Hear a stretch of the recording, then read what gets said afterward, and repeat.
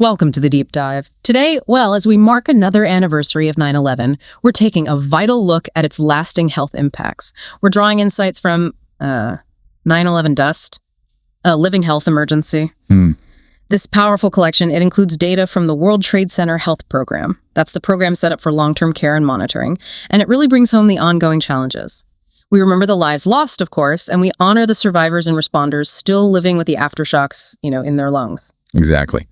Our mission today is to really try and understand this ongoing health emergency, the sheer scope of the population affected, and crucially, the lessons we absolutely must learn from this tragedy. It started right when the towers fell, didn't it? That dense dust cloud swept across lower Manhattan and well beyond. People breathed in just a mix of everything: pulverized concrete, glass fibers, asbestos, silica, heavy metals, jet fuel byproducts, dioxins. It was truly a toxic soup. Yeah, and what's particularly striking is how something initially maybe dismissed as minor, what so many people call the World Trade Center cough. Yeah. How over time it became something far, far more serious. That initial symptom, it was really just the tip of a very dangerous iceberg. It's heartbreakingly clear now how that danger has grown. I mean, here we are in 2025, and the scale is much clearer. Most enrolled members of the World Trade Center Health Program now carry at least one certified 9/11-related condition. This isn't just, history. It's a present-day reality for so many, more than 2 decades later. Indeed. Look at the CDC data released in June 2025. It shows that in just the past 12 months alone, the program certified 1,103 new asthma cases. Also, 514 COPD cases, 276 interstitial lung disease cases, and, get this, 9,479 cancers. Lung and bronchus cancer ranks among the top cancers in the program, and pharmacy records from 2025 confirm that inhalers, advanced respiratory medicines, they remain among the most prescribed and costly treatments. It just really underscores that this is not a closed chapter. It is absolutely a living emergency. Those numbers are just incredibly sobering. Almost 9,500 new cancer cases in 1 year from an event over 2 decades ago. Wow. It truly emphasizes this isn't contained, is it? And we know the exposed population was huge. Responders, cleanup workers, office staff, residents down there, students, even passersby. They all breathed that dust. But what were the biggest hurdles in recognizing just how vast that group was, and why did so many initially lack proper protection? That failure, it left a mark that still shows up today, right? On scans and in breathing tests. And when we talk about these deeply personal impacts, we remember Marcy Borders, the young bank worker whose face and clothes turned gray as she took shelter when a tower came down. Her image became one of the most painful memories of that day. She died of stomach cancer on August 26, 2015. She was only 42. August 2025 marked 10 years since her passing. Her story really reminds us that the harm didn't just end on the sidewalks of lower Manhattan that day.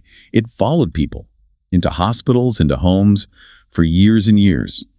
When we read these newest numbers on lung disease and cancer, we should remember that behind each case, each statistic, there's a person, someone with a name, a family, just like Marcy.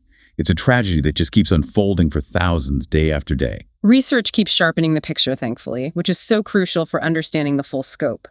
In 2024, there was a large exposomic study. That's a study that looks broadly at how environmental exposures affect health of 34,096 responders, and it confirmed that even shorter or indirect exposure raised the risk of chronic lung disease and cancer. Right. And what we're seeing is actually an acceleration in that data. Earlier reports, say in 2021 and 2022, they had already tracked rising rates of asthma, COPD, cancers. But the 2024 and 2025 data, they show an acceleration. The more complete the exposure picture we build, the clearer the danger becomes. It really highlights the long latency periods of these diseases. These statistics, they just paint such a stark picture of an ongoing crisis.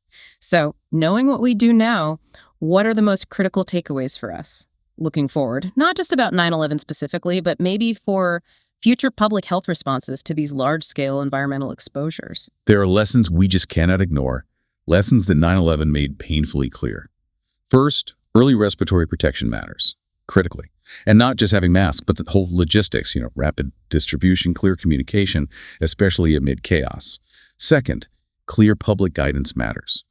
9/11 showed how initial dismissals, maybe downplaying the risk, can have devastating multi-decade consequences. Third, long-term monitoring matters, because these illnesses often emerge years, even decades later. And finally, critically, funding for care must keep pace with the slow burn of lung disease and cancer that continues decades later. So on this anniversary, yes, we remember, but we also insist on care for those still fighting for every breath. Thank you for remembering with us today and for diving deep into this really critical, ongoing conversation. Yeah, and maybe something to think about. Considering everything we've discussed, what other long-term environmental or health impacts out there are we still underestimating? And what proactive steps can we actually take now to prevent future living emergencies? If you enjoyed this explanation, please subscribe to the channel and give this video a like. I hope to see you soon.